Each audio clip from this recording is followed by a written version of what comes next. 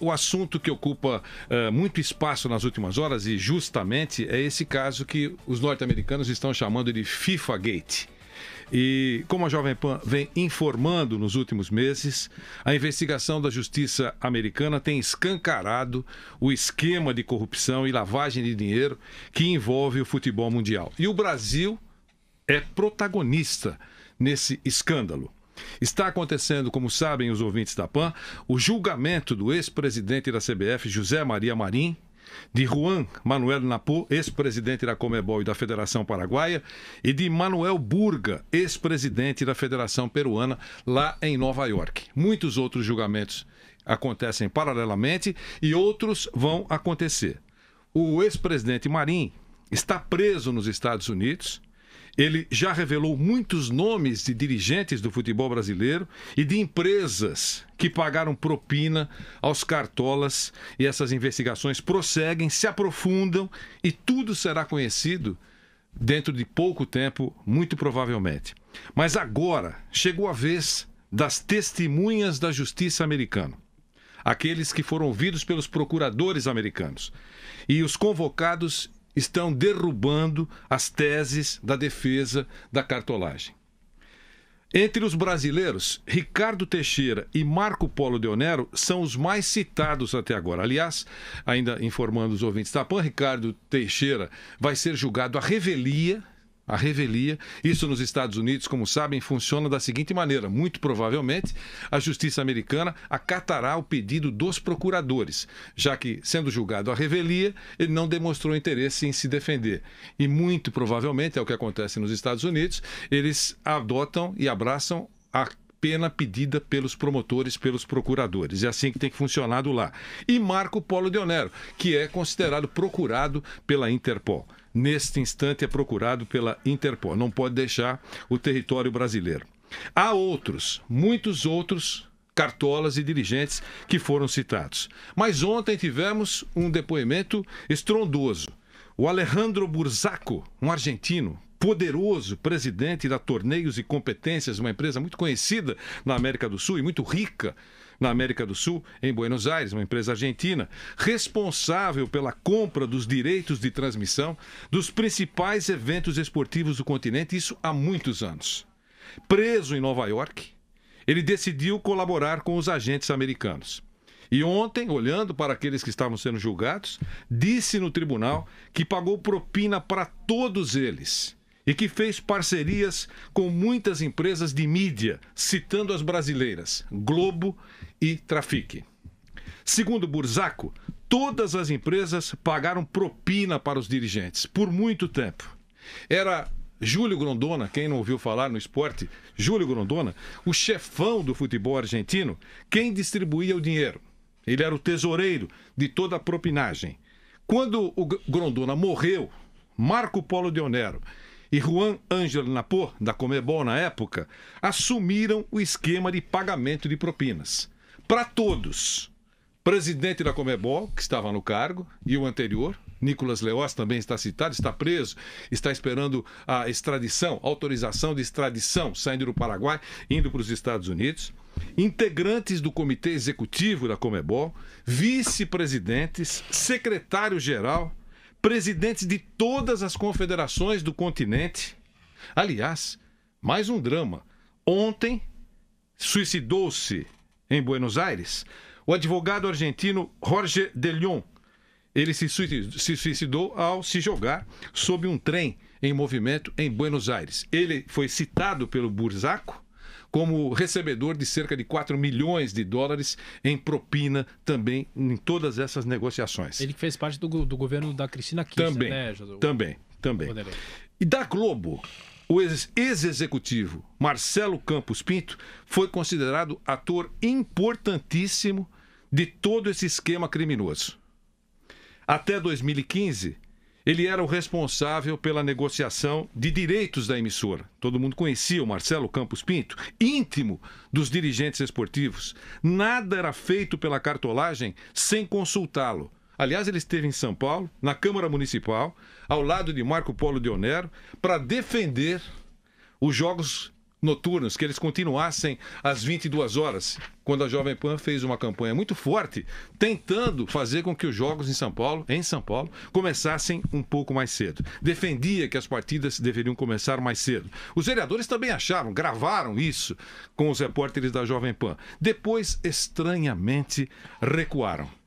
Marcelo Campos Pinto era sempre a última voz. Cartolas de todos os níveis se submetiam aos seus desejos.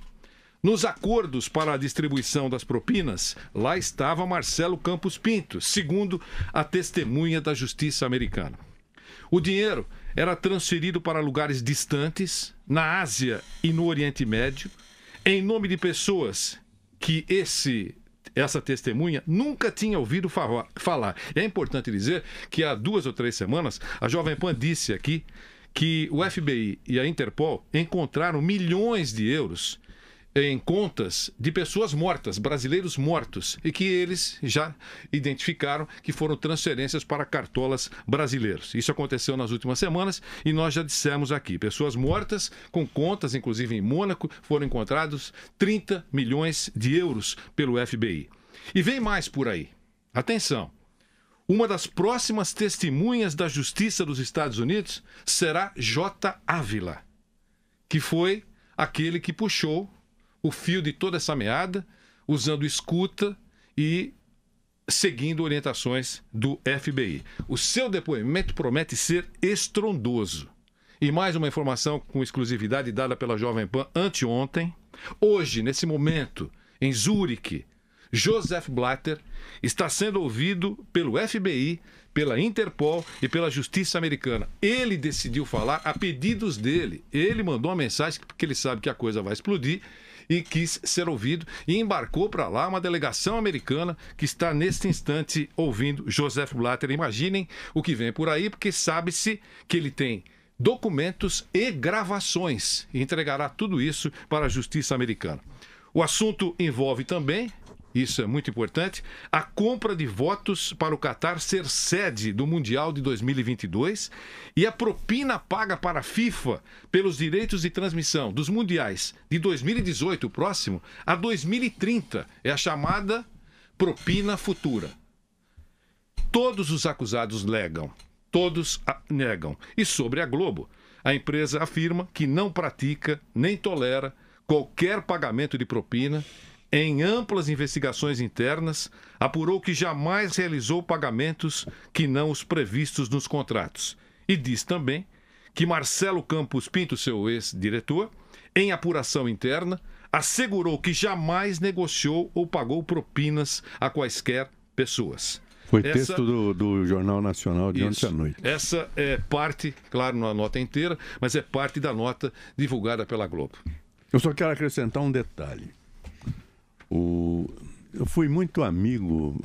A gente tinha uma comunidade de advogados criminais nas décadas de 70 e 80. Eram vários, eram o Márcio Tomás Bastos, Rodir Troncoso Pérez, Alceu de Almeida Gonzaga, Milton Rosenthal, Marco Polo Del Nero, era um grande advogado criminal. E eu tive um contato com ele por telefone e questionei isso. Falei, Marco, você é um grande advogado criminal, o que está havendo lá? Ele falou, não, eu tenho um advogado contratado e ninguém vai encontrar um tostão na minha conta no mundo inteiro porque não tem.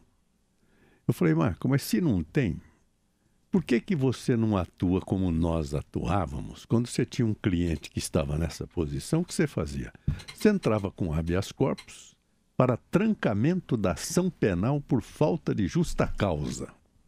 A resposta dele, na verdade, eu já sabia e não me lembrava. Não existe habeas corpus no Poder Judiciário americano. Não existe. É o promotor público que é o dono da ação e ele falou, e o promotor é muito leviano.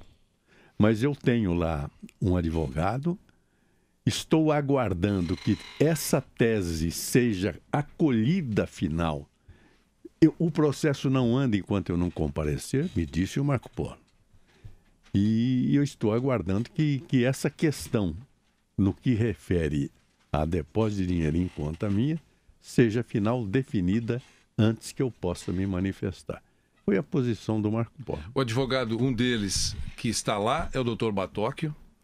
O grande advogado. Grande advogado, e que num determinado momento... José Roberto Bató. Exato. Num determinado momento, sentindo que a coisa estava fervendo, há alguns dias, levou uma proposta para a justiça americana, que ele, Marco Polo Dionero, iria para os Estados Unidos se recebesse a garantia de não ser preso no seu depoimento. E como foi a quarta ou quinta tentativa, ele vai, não vai, não vai. Nesse período em que havia essa indecisão, surgiu a carta de Joseph Blatter se oferecendo para depor. E aí, a justiça americana, entre ouvir o Marco Polo Dionero e o Blatter, optou pelo Blatter, que era o chefão geral naquele período. E aí, afastou a ideia do Marco Polo de acontecer esse encontro com a justiça americana. Portanto, a situação dele está parada, mas ele continua sendo procurado. O depoimento do Ávila será importante. E ele continua sendo considerado procurado pela Interpol.